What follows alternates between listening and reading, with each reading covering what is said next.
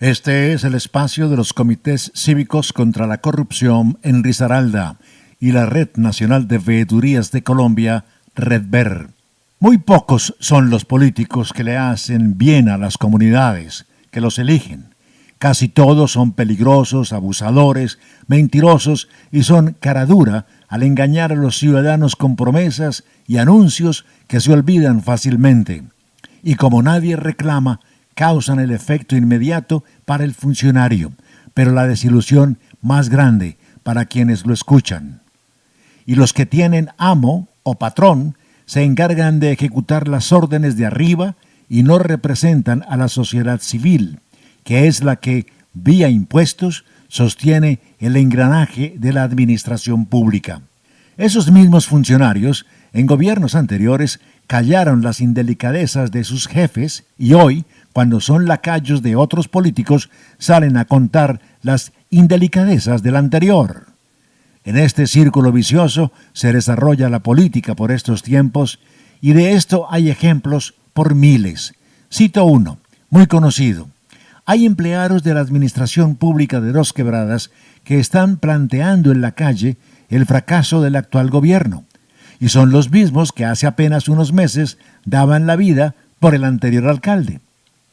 El alcalde de Dos Quebradas, Fernando Merec Muñoz Peláez, que fue concejal por 3 períodos, nunca se dio cuenta de lo que ocurría en el Consejo Municipal. Por eso, ahora, y siguiendo la misma línea, le promete a los dosquebradenses decenas de obras, pero al terminar el día tiene que admitir que no tiene un solo peso para resolver sus fantasías y responder por sus mentiras. Habla Merec Muñoz Peláez de proyectos de la movilidad, del cobro de valorización, de mejorar la educación, pero no existe la forma de lograrlos. Por lo tanto, las obras que le prometió a la gente, que seguramente ya olvidó cuáles eran, jamás se van a construir. Y uno se pregunta si estos funcionarios, como el de Dos Quebradas, que tienen otras alternativas, obedecen ciegamente a sus amos políticos y no las aprovechan. Fernando Merec Muñoz Peláez podrá recaudar el debido cobrar del predial, que es de 115.000 millones de pesos. También tiene para cobrar los 7.500 millones de pesos de industria y comercio y los 16.500 millones del tránsito. ¿Y por qué no lo hace?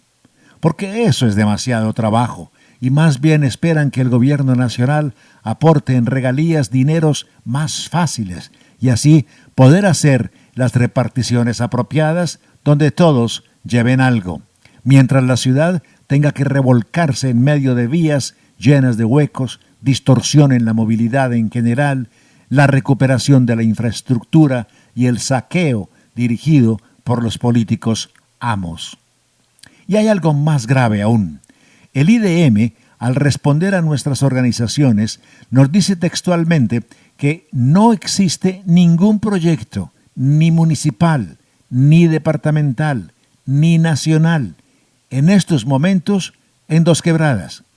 Es decir, no hay nada de lo que el alcalde pregona a la comunidad. Sepan los dosquebradenses, en 7 meses del nuevo gobierno del cambio en su municipio, no hay planes de ninguna clase, de inversión, ni proyectos presentados.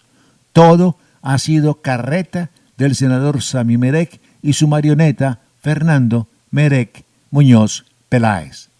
Pero Dos Quebradas sí tiene 39 abogados con 41 contratos por valor de 1.394 millones de pesos. En su oficina de prensa, por ejemplo, hay entre 12 y 14 periodistas bien pagos. Y ocultan, entre todos, el pasivo pensional. De eso no hablan.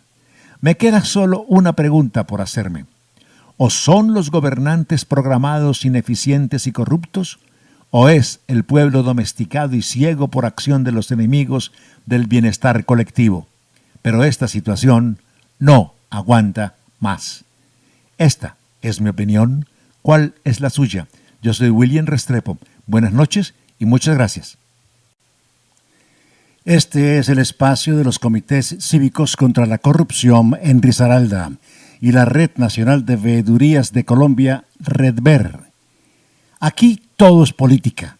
Le dicen a uno en la calle los votos caminantes de ciudadanos que, a pesar de ser víctimas del sistema, no oponen resistencia alguna a sus opresores. Esta es una sociedad que gira alrededor de la política, término utilizado como recurso del sometido ante incapacidad de rechazarlo.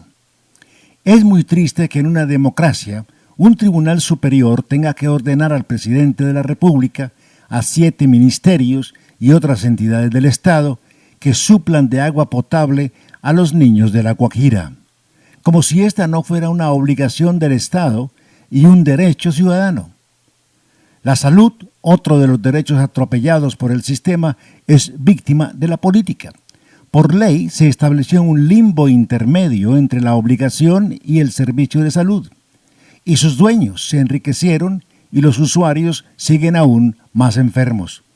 La impunidad, que es una de las herramientas de la política para el sometimiento, protege a los intermediarios y a los explotadores, los cobija y hasta los enmascara para que ya los ciegos tribunales de justicia no los reconozcan. Vamos con las manos enlazadas hacia el laberinto de un posconflicto oscuro y desconocido, dirigidos por un gobernante y su opositor, que hacen cualquier cosa políticamente hablando para enrarecer el entorno de su contrincante, y a eso lo llaman estrategia política. Y los demás desconocemos los objetivos de los 3 protagonistas principales del final de ese conflicto y el nacimiento de otros más confusos que el que pretenden dar por terminado. Transmutan sin detenerse obedeciendo a sus leyes políticas. La educación circula sobre su propio ingrediente, la política. Colombia no ha podido avanzar en el ajuste a la modernidad del sistema caduco y envejecido de la educación pública, pero la política sí ha logrado impedir que los maestros se preparen mejor y que los estudiantes puedan aprender más. La infraestructura manejada por la política ha permitido que las escuelas se caigan a pedazos y mientras la nevera está llena, la alimentación de los estudiantes escasea y se adjudica a los proveedores por política y el otro ingrediente, coimas. La reforma tributaria pedida a gritos por muchos y rechazada por otros debería buscar ser más justa con los que menos tienen y más seria con los más ricos. Pero es al contrario. Los impuestos los pagamos los que menos tenemos, mientras los millonarios conocen todas las vueltas para evitar el pago de sus obligaciones. La igualdad, convertida en bandera distractora, es manipulada a conveniencia de la política.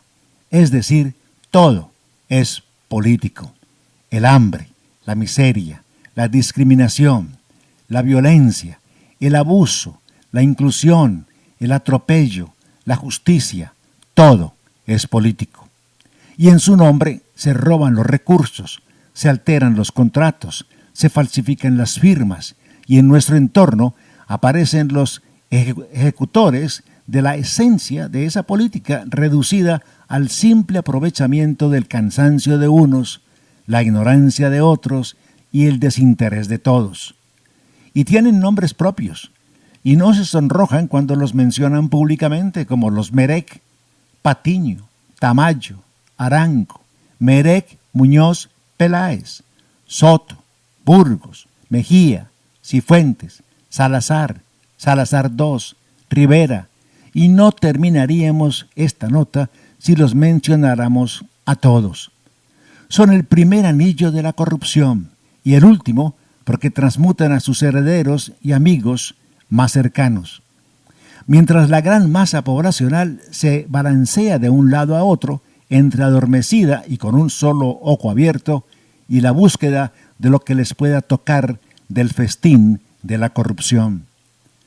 Nos han reducido a objetos políticos comprables y vendibles en esta feria de necesidades que ya perdieron sus dolientes. El Estado se enredó con la nación y vamos por caminos diferentes, pero ambos hacia el mismo abismo. Esta es mi opinión. ¿Cuál es la suya? Yo soy William Restrepo. Buenos días y muchas gracias.